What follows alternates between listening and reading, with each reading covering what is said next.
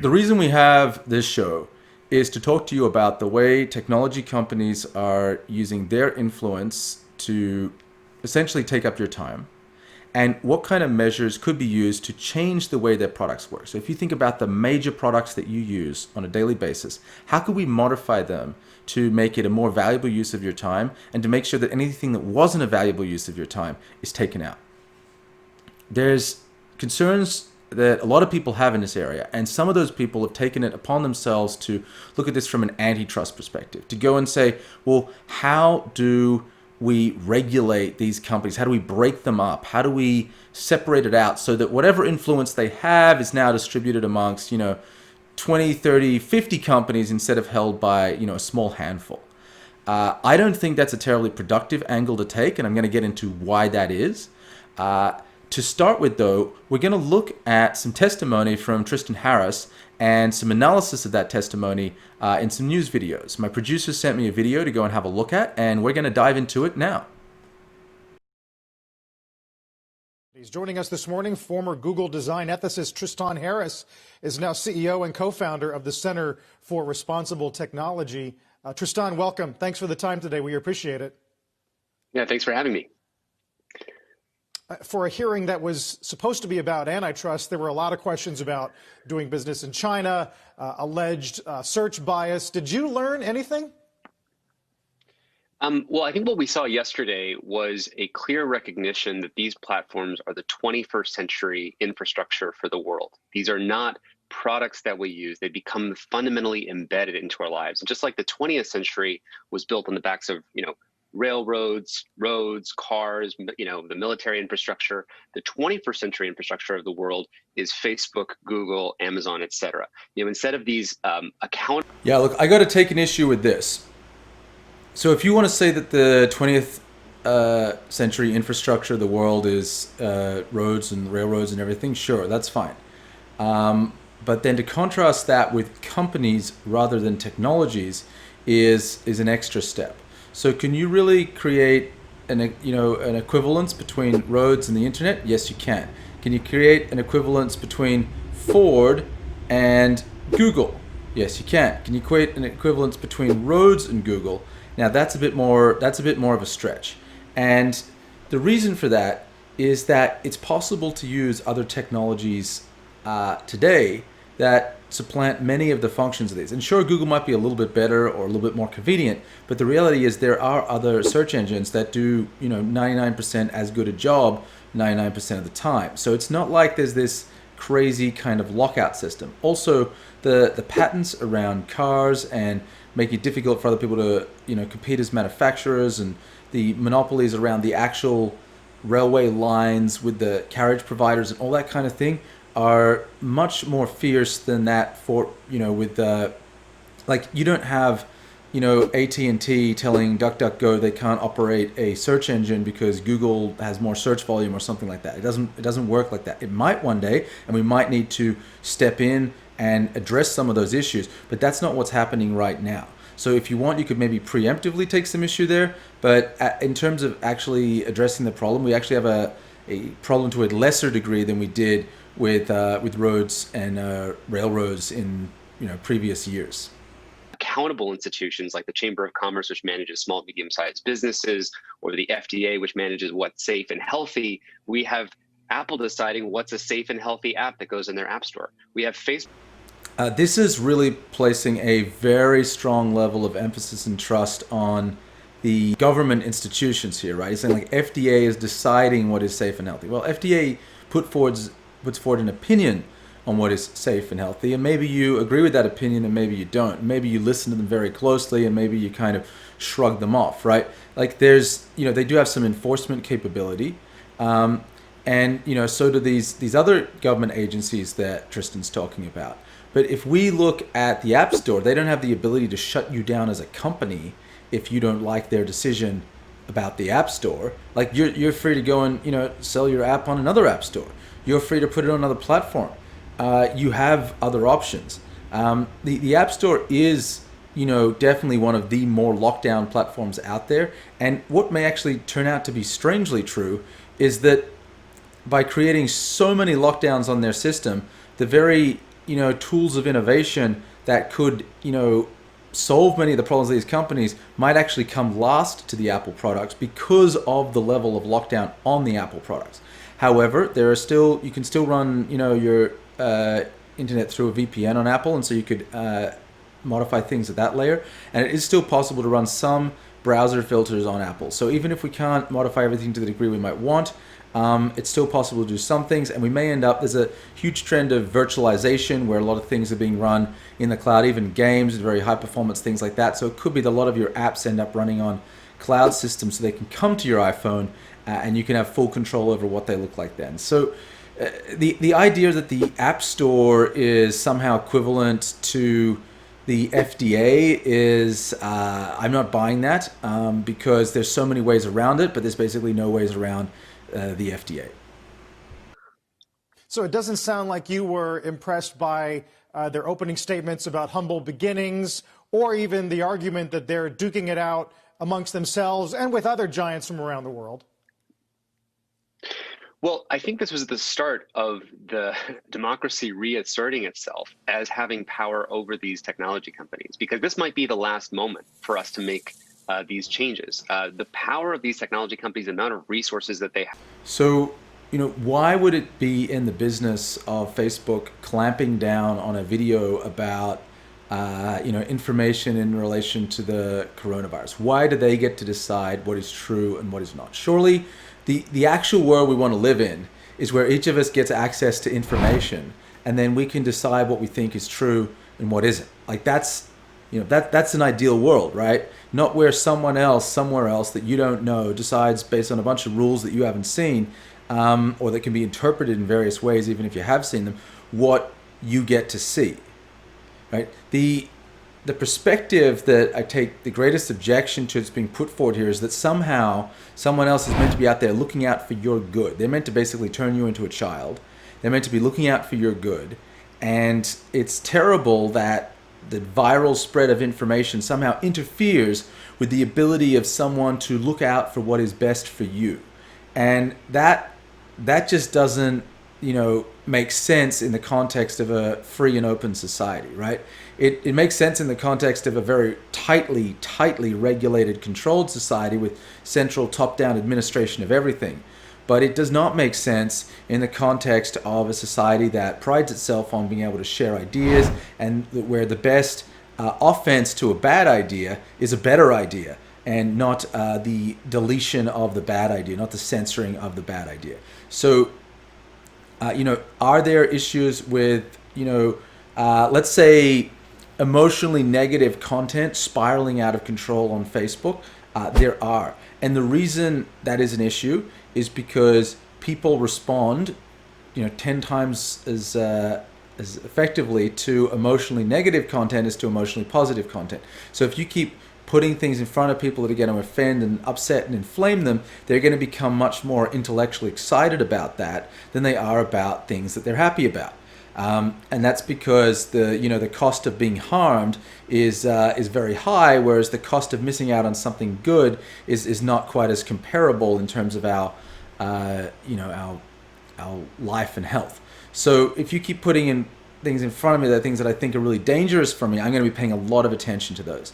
So Facebook, not even on purpose, because their algorithms are agnostic to your moral benefit, are just randomly showing you stuff that is highly inflammatory, because that's what is most likely to capture your attention, because you're going to be most interested in avoiding terrible things. And the problem is that a lot of this stuff isn't actually things that you can really action or do much about. It's just sort of something bad is happening somewhere, and so you're now stirred up about it. The reality is the most useful things that you can do in your life are probably putting one foot in front of the other and moving through the list of goals that you've assembled for your life. Like, you probably don't wake up in the morning saying, please send me a list of things to be outraged and concerned about. You probably wake up in the morning thinking, well, I've got a few things I need to get done today, and I've got a few goals that I have, and I'd like to, make progress on those goals. And technology could serve that kind of attitude in you, or it could just keep putting more inflammatory content in front of you. And the problem is when it serves a, move forward, get on with things attitude, one of the things that you're going to do is put that technology down so you can move forward and get on with things. And that is against the interests of Facebook. Now, does that mean Facebook should be regulated? No, because there are many better alternatives in the innovation category rather than the regulation category to deal with this. And that's the real message I want to bring to you. One, there's products that can actually help you, innovations that can help you address these needs. And two, there's just techniques, like actual practices you can do, skills you can develop that will make you more resistant to these things. And the purpose of this series is to share both of those with you. The products that can actually help you, get away from all this stuff, and the actual techniques you can use to strengthen your own mind. So that's what we want to focus on. In terms of regulation, we don't need a nanny state. We don't need Big Brother looking out for us. What we need is access to great products and services that work in our benefit rather than some advertiser who wants to make a few pennies an hour off, sucking our time. All right? And that's the direction that we need to be heading in here. So let's keep going and see what else Tristan has for us. Symmetrically deployed to lobby, to control the narrative, to create press narratives, to pressure institutions is really at the last straw. And I think that this was the first step of second, third step of a trajectory of hearings that have basically reasserted democracy. I think the challenge we have to really look at is that these 21st century infrastructures, especially when it comes to Facebook and Google, are not serving national security interests. In the 20th century, the idea that this is somehow the last moment for us to make changes doesn't gel with me at all. There's no history of these technology. Maybe there's something I don't know aware of. Send us a note. That's true. But these technology companies, like, where is the history of Facebook? Doing any kind of censoring efforts on people complaining about Facebook, right? Saying, here's an alternative to Facebook, try this instead, let's use this instead. Where's the history of Google censoring YouTube videos, saying, YouTube's, no good, use these alternatives, use these ways to get around? Look, that could come up, and if it does, that's something that needs to be addressed. Although there's still ways, you can still talk to people, you can still walk out and talk to people on the street, you can still call them up. There's always going to be ways for us to actually communicate about alternatives, and the only time where it becomes too far and too much is when you actually have a kind of a government overreach telling people what they can talk about, and that's not what these companies are doing. Tristan's making the argument that somehow they've collectively hypnotized the masses to such a degree that you don't actually need firm laws to control behavior. You can just use the fact that everyone's enchanted and in this sort of trance that moves them along with what these technology companies do. But I don't think most people are. That there's a reason that people react really positively to the messages he's got in the social dilemma, where he's saying, you know what? It's a problem. Right? And be like, yeah, it's a problem. We don't like that our kids are on, phones all day. Like, people aren't going, you know what? It's great seeing my kid on a phone all day. That's amazing. No one's saying that. They're all looking for solutions. And just because there haven't been any good ones that have come up just yet doesn't mean that they can't be made. And it doesn't mean people aren't working on them. And it doesn't mean there's not a whole bunch of patchwork out there of good stuff, which, by the way, Tristan's recommending at his Center for Humane Technology, or now Center for Responsible Technology. It's all available. It's there and it's growing. And that's where we should be placing our faith, not in trying to regulate our way out of this. When Russia or China try to fly a plane into the physical United States, they're met by the Department of Defense that'll shoot it down. But when we virtualize from the physical infrastructure to the digital infrastructure, Russia or China can fly a plane into the virtual world of Facebook, and instead of being met by a missile, they're met by an algorithm that says, yeah, which zip code do you want to target? Which minority group do you want to activate? This is a completely false equivalence. All right, do you think we should live in a world where if someone wants to bring a passenger plane from China or Russia that has on it books and letters and words and people who want to speak about ideas, that we should stop that at the border? Is that the world you want to live in? Right? You might disagree with everything they say and everything they've written, but do you want to eliminate them from the conversation? All right? Because that's all that's happening on Facebook. It's a conversation. They're not dropping bombs on us. All right? It's not. It's a false equivalence.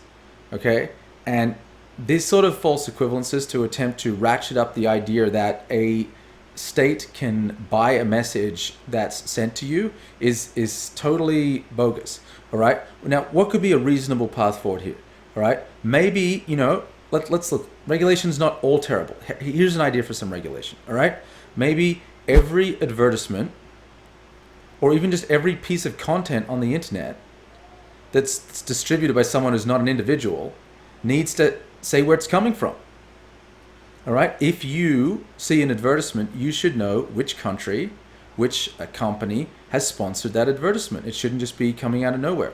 And if you want to use your own software to filter things from certain companies or certain countries, or to flag it more prominently or diminish its relevance, then you should be able to do that as well. Like that's freedom, right? They can put forward an idea. They can't do it anonymously, because that's going to that's where you get into this murky territory. And you should be able to do something about it. Like that's a world where adults can make their own decisions about what they want to hear and what they want to do. What Tristan's proposing is that we should shoot down messages from foreign countries so that no one experiences them. That is not a world I think a lot of us would be comfortable with. And it's this kind of attitude that is actually going to do more to create problems with the social media situation. Because when you're proposing that we shoot down messages from foreign countries, or eliminate messages from foreign countries, that is going to really upset a lot of people for very good reasons, and is not the pathway forward that we want to find ourselves to get out of this mess. Yeah, which minority group do you want to activate? As if every minority group is kind of this sort of zombie cell just waiting for some foreign agent to spend 10 cents to tell them what to do. That's not reality. All right? And you can target a minority group by going to a place that has a high population of that minority group, right? You can go to their community center, you can go to their church, you can go to their educational institution, and you can speak to them today without using Facebook, without using Google. All Facebook and Google have done have made it cheaper to access any kind of targeting that you want to do. But people have always wanted to target people based on any number of factors and get a message to them. And if that message resonates to them, well, that means you've sent an effective message. And who is anyone else to tell you that your message is invalid because of beliefs that they have? That if we live in a democracy, it is a place where people can share their own ideas and form different opinions to each other, and then take action based on those opinions. That's allowed. That's okay. That's good. All right? And the solution to the fact that advertisers waste too much of your time on social media and inflame you with things that are unhelpful to you, that it's not to eliminate the basic fundamentals of our society that sharing ideas is a good thing. All right? That's not the solution. It's the dream of our adversaries to have this 21st century infrastructure be so vulnerable for manipulation. And I think this is some of the major issues that I'm really concerned about, is that this is not serving national or Western interests. It's highly vulnerable, and we are only getting accountability after the fact, not preemptively. Those companies, specifically, I guess, Facebook, Mark Zuckerberg, has repeatedly said, essentially, tell us the rules. Tell us how we should filter things, what protocols we should impose.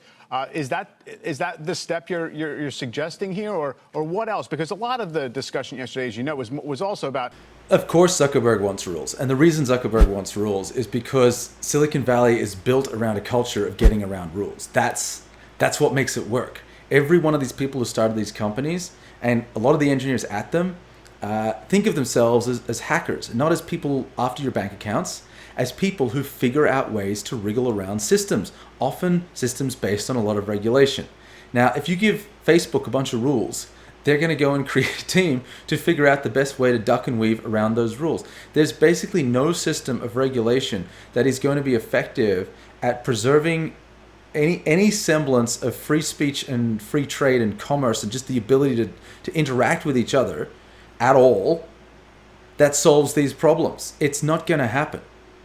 The way to solve these problems is to buy equipment and tools and products and services that interferes with these companies' ability to harvest your attention for a few pennies. That's the way to do it.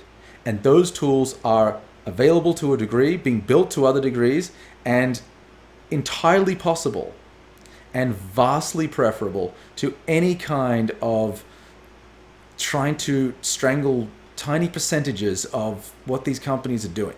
We do not want to move from -1 to -0.9 by trimming off some of the negative. We don't even want to move from -1 to 0. We want to move from -1 to 10. And the way we do that is we take all of these fantastic techniques of manipulation, we take our goals, and so you write down your actual goals, not like some goals that I've given you or someone else has given you. You write down your actual goals, you assemble a set of tools that can help you meet those goals, and then you plug your goals into those tools, and then you point those tools at your brain, right? So rather than having, and then you also point a bunch of those tools the other way so that when advertisers and other people come in trying to manipulate you in some way, they shoot that stuff down. Because there's nothing wrong with you as an individual deciding what you want in your mind. But as soon as a government starts deciding, that's where things start to get dark and scary. Their own kind of companies over competitive ones through their business models. Yeah, obviously one accusation is the amount of runaway power that they have to privilege their own success over others and creating a runaway loop. Those are all certainly true. But what I'm really worried about is the toxicity and the problems associated with their fundamental operation, which they can't really change. It's the DNA of their company. I mean, Facebook is built on the back of runaway virality. I agree completely with Tristan here. Facebook is built on the back of runaway virality. And that's why trying to clip their wings 5%, 10% is not going to solve the problem. Building alternatives that mediate the way Facebook comes so that you don't get a single pixel, a single word, a single image, a single video from Facebook to you that your defense systems have not first dealt with.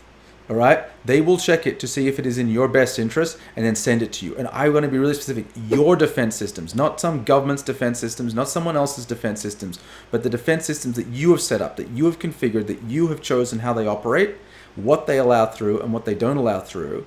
And at some point, when Facebook realizes no one wants to see inflammatory garbage, they will stop sending it because it's never getting through.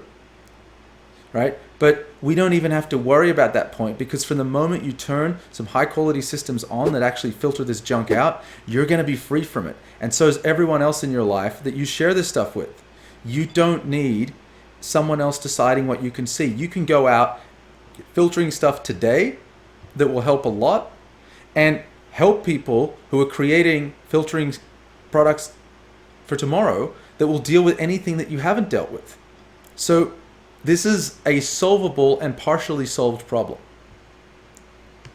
Think of the CDC, which is trying to protect, against COVID and sort of runaway outbreaks of viruses. Well, Facebook is kind of the opposite. It's a reverse CDC. It tries to maximize the virality of information in your society.